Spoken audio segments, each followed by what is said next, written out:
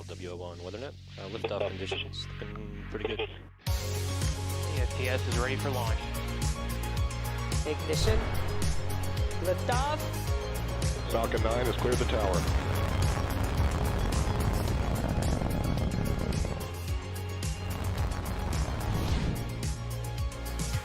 Ten, 9, 8, Side booster ignition. 6, 5, 4, 3, 2, 1.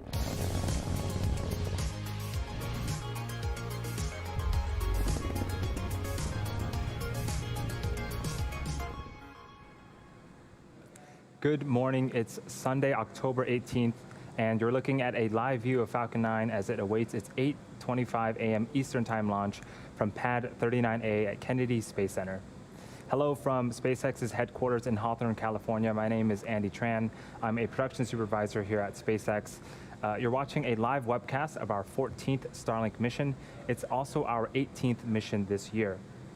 To date, we've launched more than 750 Starlink satellites to orbit. Starlink is a constellation of satellites that can provide high-speed, low-latency internet all over the globe, particularly in remote areas where connectivity is limited or completely unavailable. Today, we will be performing 2 second-stage burns and deploying our 60 Starlink satellites at approximately 1 hour into the mission. The 2 burns allow us to deploy our satellites into a circular orbit, which in turn helps them get to their final orbit much quicker. At T-minus 8 minutes and 20 seconds and counting, all systems are looking good for an on-time liftoff this morning. If we, for some reason, are not able to launch today, our next earliest opportunity will be on Tuesday morning. Now let's talk a little bit more about the vehicle. On screen is a flight-proven Falcon 9. The 2-stage Falcon 9 vehicle stands at 229 feet tall, or slightly taller than a 21-story building. It's equipped with 10 Merlin engines, 9 on the first stage and 1 on the second stage. The bottom 2/3 of the vehicle is the first stage. You can see that we have some residual soot markings left on there. That is a key indicator that this rocket has supported previous launches.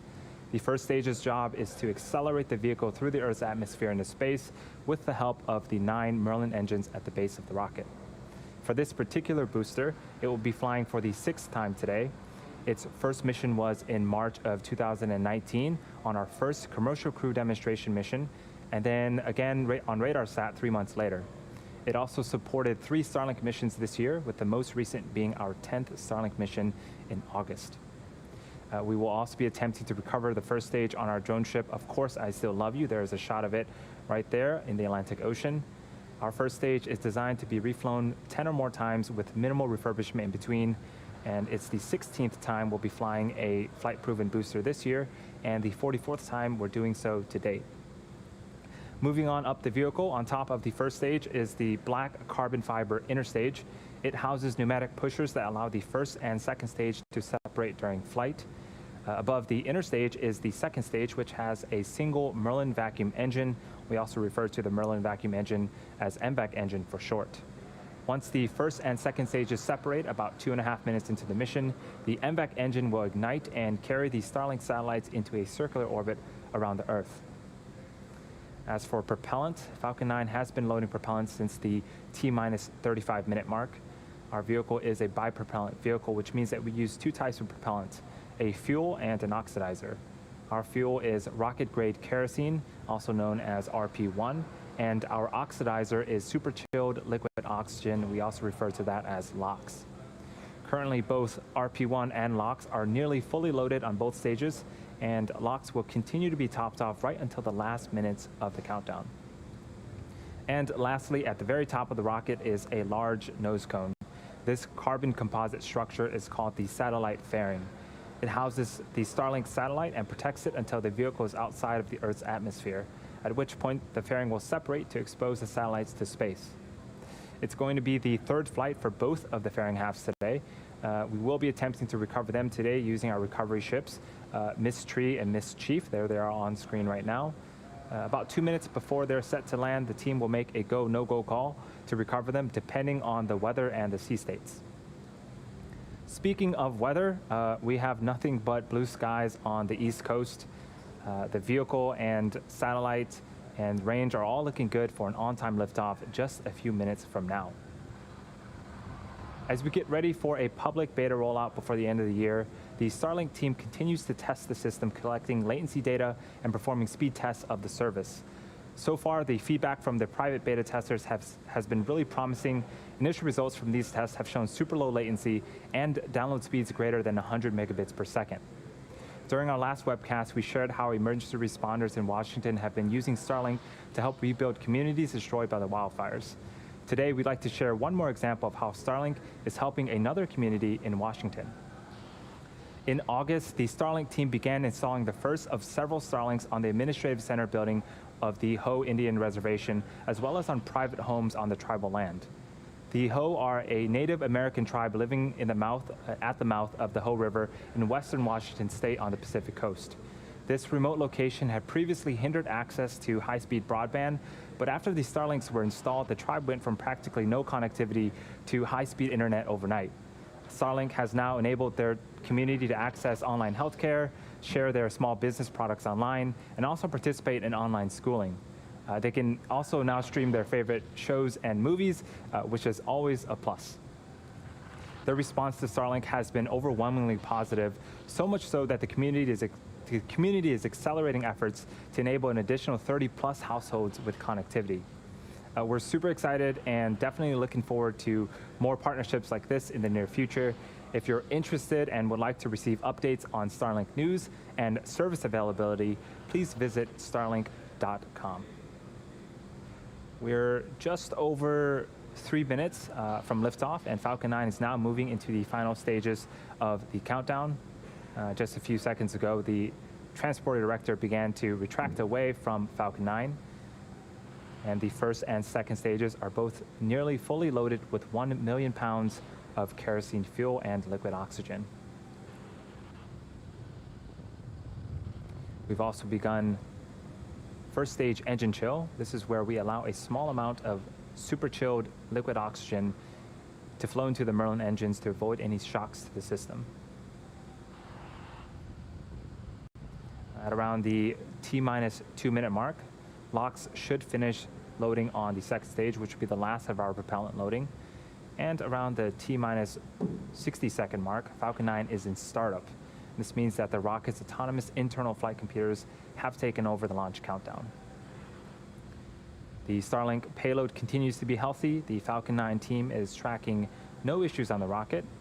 Weather is also looking great, and the range is green for launch.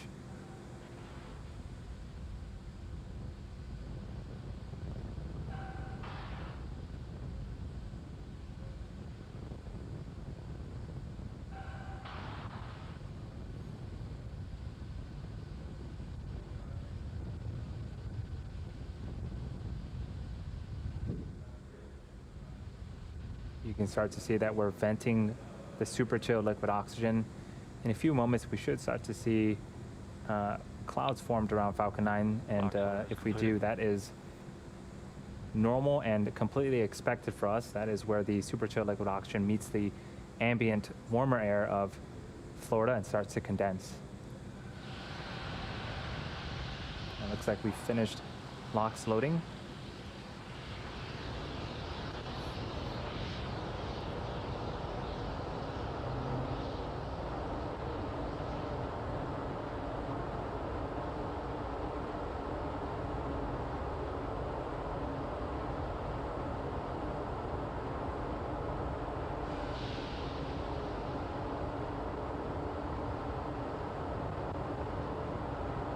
At this stage, the Falcon 9 internal flight computers have now taken over the launch countdown. The first and second stage are also beginning to pressurize for launch. LD, go for launch. And there's the launch director giving the final go for launch at T-minus 30 seconds and counting. All systems are go for launch. Let's listen in to terminal count and watch as Falcon 9 takes our 60 Starlink satellites into orbit.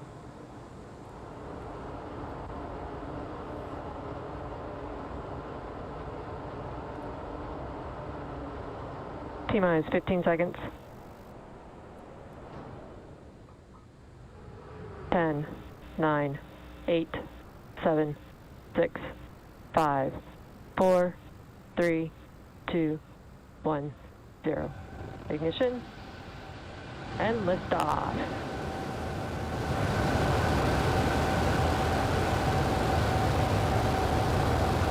Vehicles pitching downrange.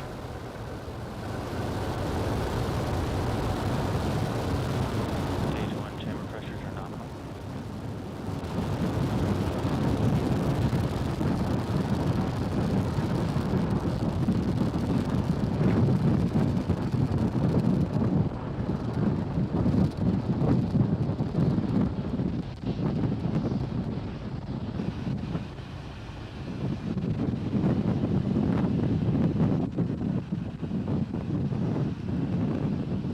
Falcon 9 has successfully lifted off from Pad 39A at Kennedy Space Center, carrying our Starlink payload to its targeted drop-off orbit. Moments ago, we've begun to throttle down our engines on the first stage in preparation for Max Q. Max Q is where the vehicle will experience the highest amount of aerodynamic pressure.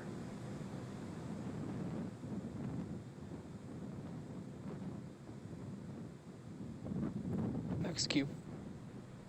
And we've just passed Max Q. In a couple of minutes, we'll have 3 events happening back to back. First is main engine cutoff, also known as MECO. This is where all 9 Merlin engines on the first stage will shut down to slow the vehicle down in preparation for stage separation.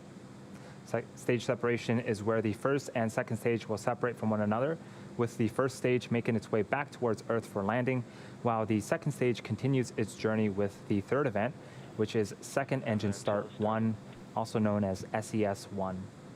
This is where the single engine on the second stage, our Merlin vacuum engine, lights up and will continue to propel the second stage along with the Starlink satellites to orbit.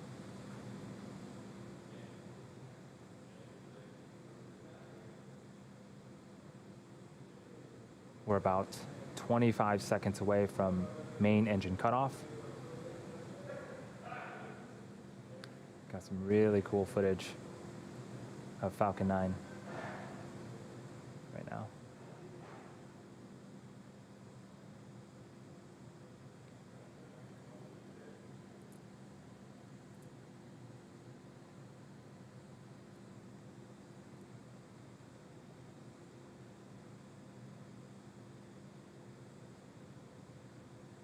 Stage separation confirmed.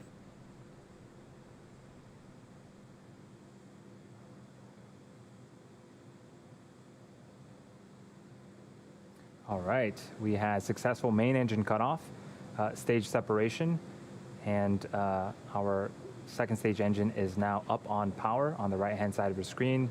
Again, on the left-hand side of the screen is our first stage. It's going to make its way back to Earth to attempt landing for the 6th time on our drone ship in the Atlantic Ocean. Next event coming up is fairing deploy. Should happen just a few seconds from now.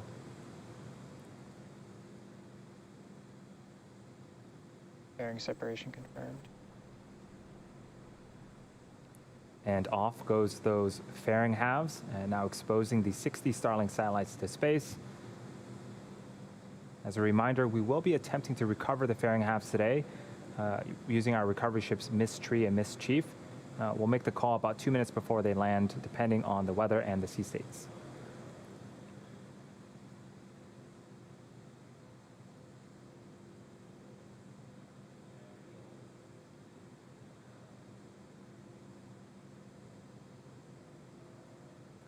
We're just over T+4 minutes to flight, and as the second stage heads towards its targeted drop-off orbit, the first stage will execute 2 burns in order to make its way back towards Earth. The first stage is what you see on the left-hand side of your screen. The first is the entry burn, where 3 of the Merlin engines will reignite. This helps to slow the stage down as it re-enters the upper parts of the Earth's atmosphere. The second burn is the landing burn. This is a single engine burn that brings the vehicle speed down rapidly in order to land on the drone ship.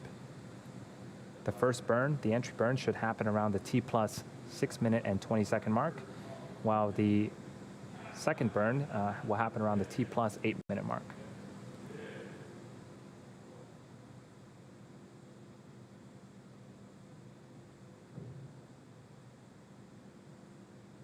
You can also see that our hypersonic grid fins have deployed on the first stage. Those are the honeycomb-like structures that you see on screen. Vehicles on a nominal trajectory. They help to guide and steer the first stage back during descent.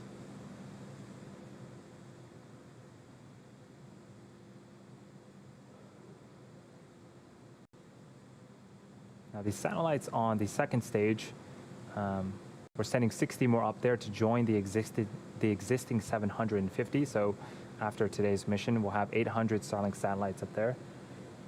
The satellites will stay powered down until after stage separation, until after they separate from the second stage.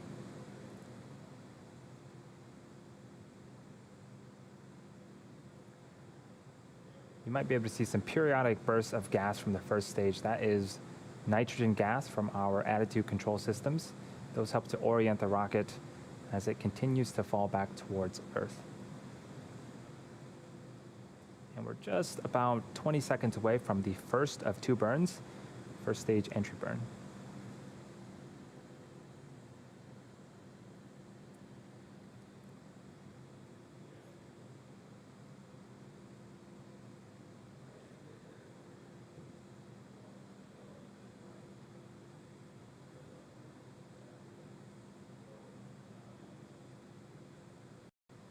Stage 1 entry burn startup. Stage 1 FTS is saved. 3 Merlin engines have relit and are now slowing the first stage down before they hit the upper parts of the Earth's atmosphere. I have a few more seconds left on this burn. Stage 1 entry burn shutdown. All right, the second burn will be happening about 90 seconds from now.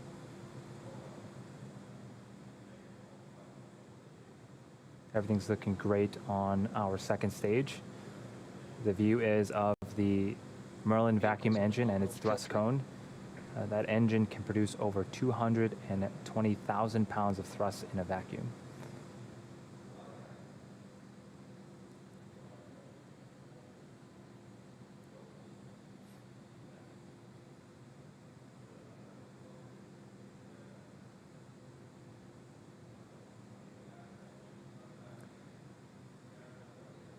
We're about 30 seconds away from the beginning of our second and final burn.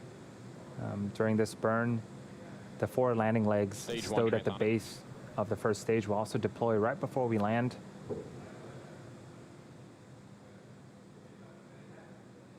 This final burn should last about 22 seconds. Let's see if we can land this first stage for the 6th time.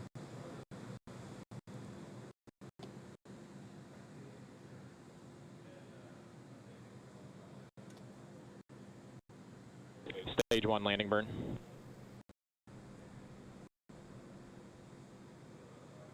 Terminal guidance.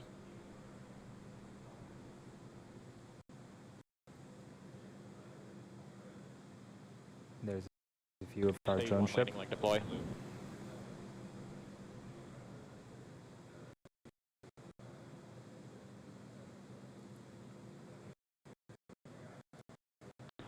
And right down the middle, Falcon 9 has landed.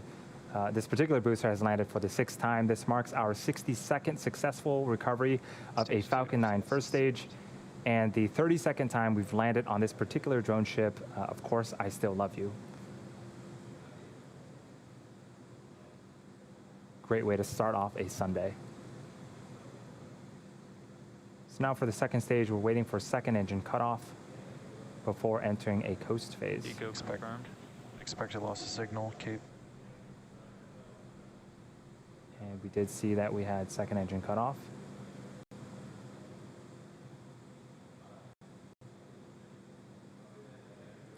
Waiting for call out to Nominal orbit. insertion. And we did get call out for a nominal insertion. Now the second stage is going to coast in this orbit for approximately the next 30 minutes. We're going to take a short break, but leave you with an animation that shows you where we're at in the coast phase. We'll see you back here at the T plus 43-minute mark for the relight of our second stage.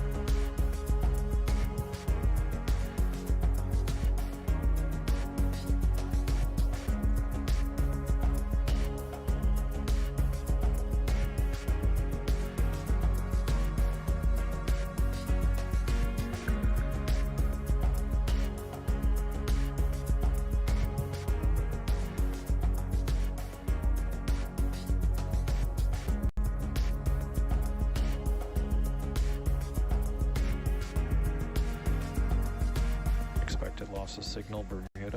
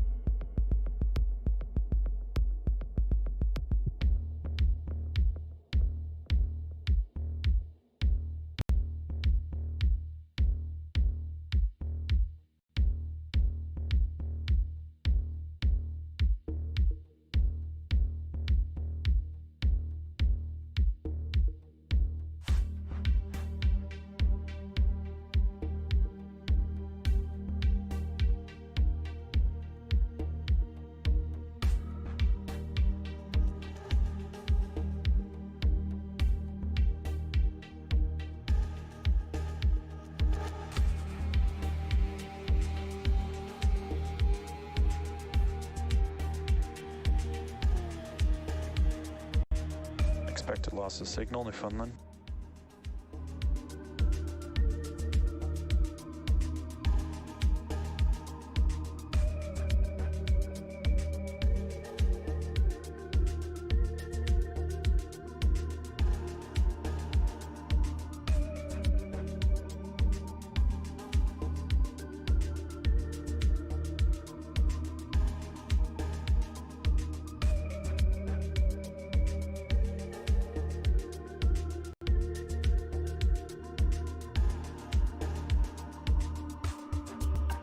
Acquisition of signal, Goon Heli.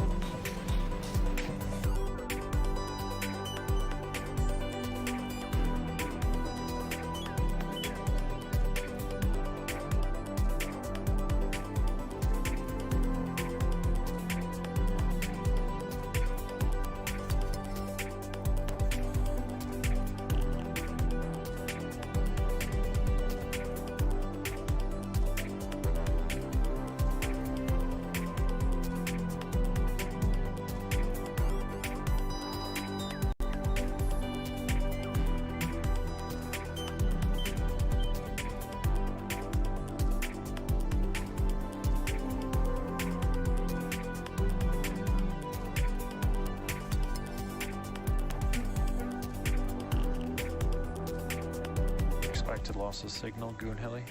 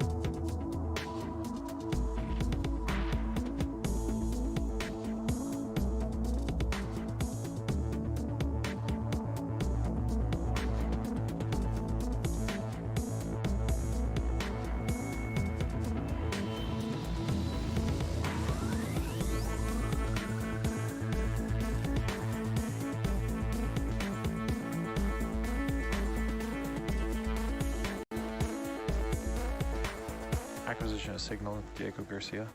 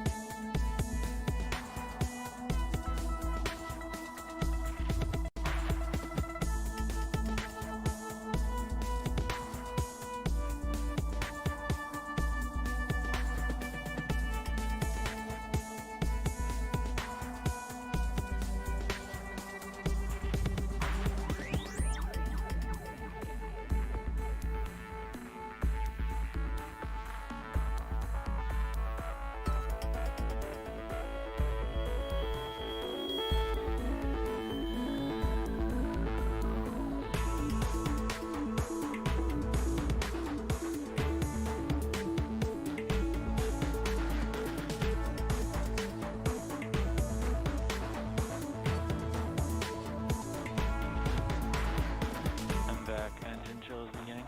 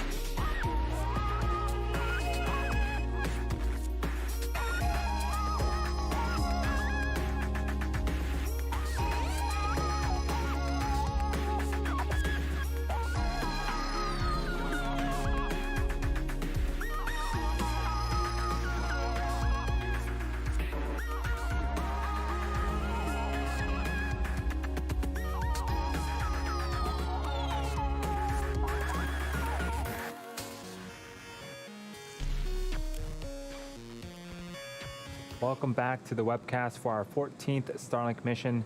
If you're just joining us, we had successful liftoff of Falcon 9 from Pad 39A at Kennedy Space Center. We were able to recover our first stage on our drone ship in the Atlantic Ocean and successfully enter our first coast phase. We're now waiting on the relight of our second stage MVAC engine. That should occur in the next few seconds. This burn is a very short one, lasting just about 2 seconds.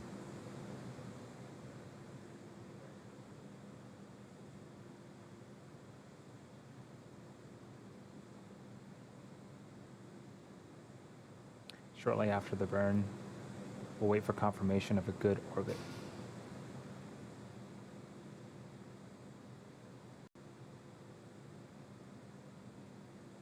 Restart ignition confirmed.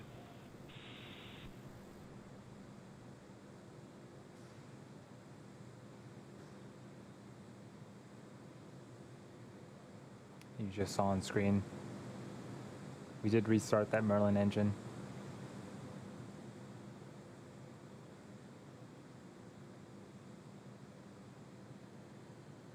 Nominal orbit insertion. And that's what we needed to hear, a good orbital insertion. Now the second stage is going to coast once again for the next 18 minutes or so. During this time, it will start to spin along its central axis, giving the Starlink satellites the momentum they need to space themselves out after deploying. We'll see you back here around the T plus 1 hour and 2 minute mark.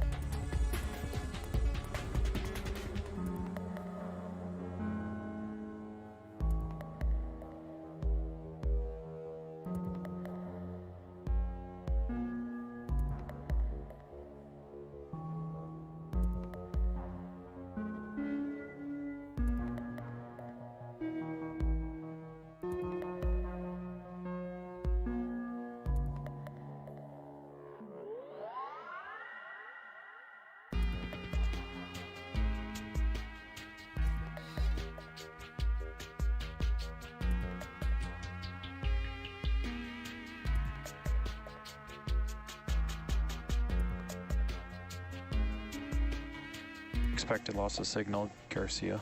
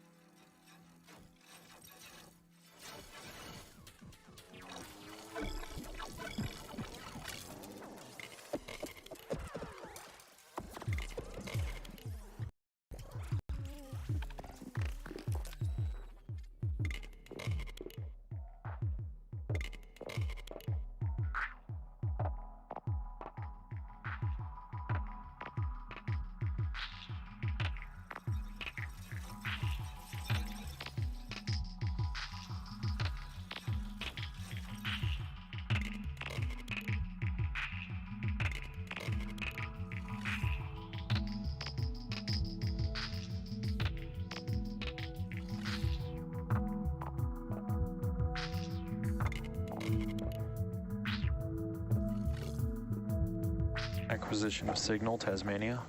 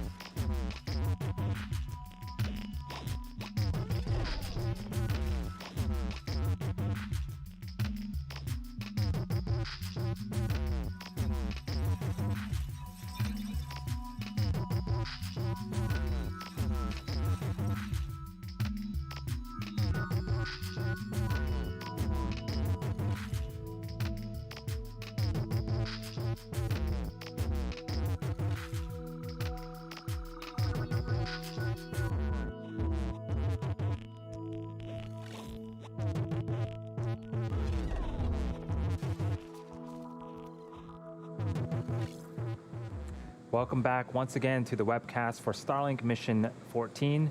We're just past the T plus 1 hour mark and coming up on the deployment of our 60 Starlink satellites.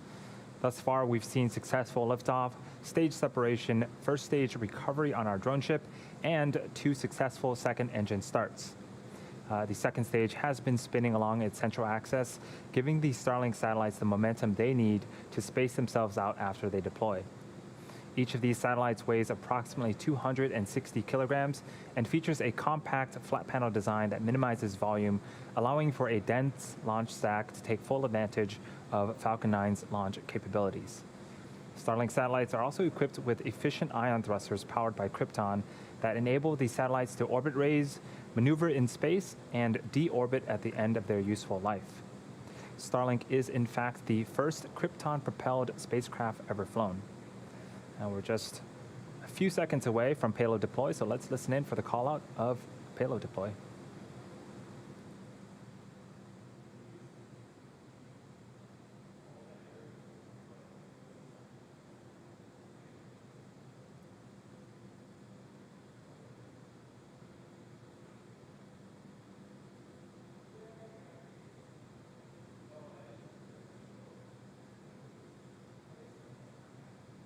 Starlink deploy confirmed.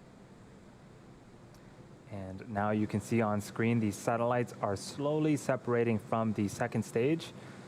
Shortly they will deploy their solar arrays and over the next few weeks distance themselves from one another and use their onboard ion thrusters to make their way to their operational orbit.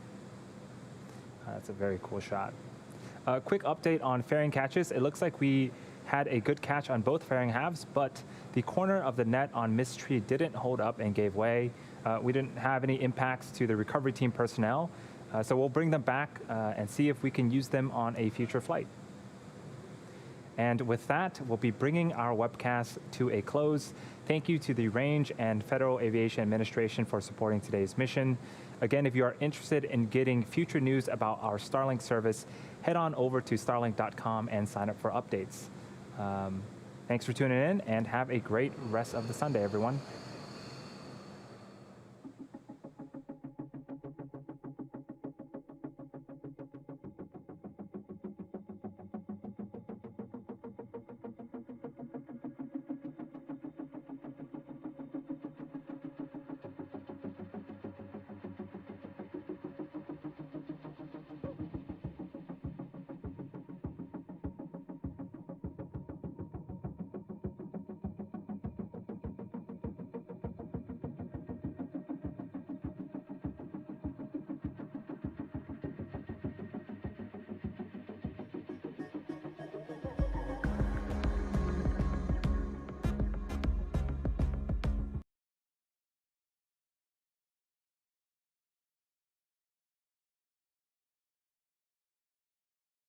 Mania.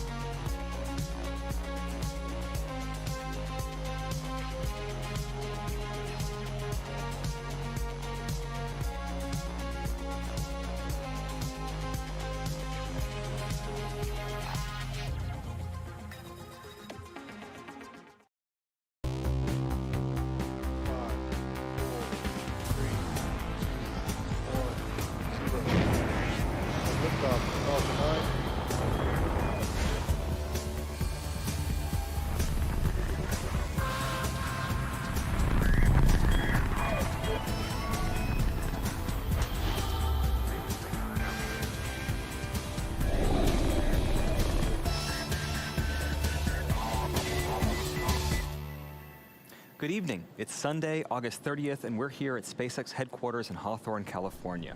You're looking at a live view of the Falcon 9 rocket as it awaits its 7:18 p.m. Eastern Time launch from Cape Canaveral Air Force Station in Florida. My name is Michael Andrews, and I'm a supply chain supervisor here at SpaceX. For tonight's mission, we'll be placing the SALCOM 1B Earth observation satellite into a low Earth sun-synchronous orbit for the National Commission of Space Activities of Argentina, known as CONAI. Now, it's the second and final satellite of our SALCOM constellation. If you recall, SpaceX launched the first satellite, SALCOM 1A, back in October 2018 from Vandenberg Air Force Base in Florida. The satellite's main goal is to gather soil moisture information. The data provided by SALCOM helps increase productivity and competitiveness of sectors like agriculture by generating, for example, risk maps that can help control crop diseases, by implementing efficient fertilizer systems, and for early flood warnings. The two SALCOM satellites will work in partnership with Italy's Cosmo SkyMed constellation. All the satellites will work together to provide Earth imaging. Each SALCOM satellite can acquire about 225 images every day. We also have two smaller rideshare satellites on board, Tyvac 0172 and the GNOMES 1 smallsat for Planet IQ. Now, Planet IQ designs, builds, launches, and operates one of the most advanced constellations of radio occultation weather forecasting satellites. Radio occultation is a technology that measures and analyzes the signals generated by GPS satellites to determine weather data, such as pressure, temperature, and water vapor. This data is used in weather forecast models to greatly improve the accuracy and extend the range of those weather predictions. Now, tonight's launch is an especially exciting one. It's SpaceX's first polar orbit from the East Coast. A polar orbit is one in which satellites pass above the North and South poles as opposed to the equator. This is the first polar trajectory since the late 1960s flown out of Cape Canaveral. SpaceX worked closely with the Air Force and the FAA to create a trajectory that meets the necessary safety requirements for flight.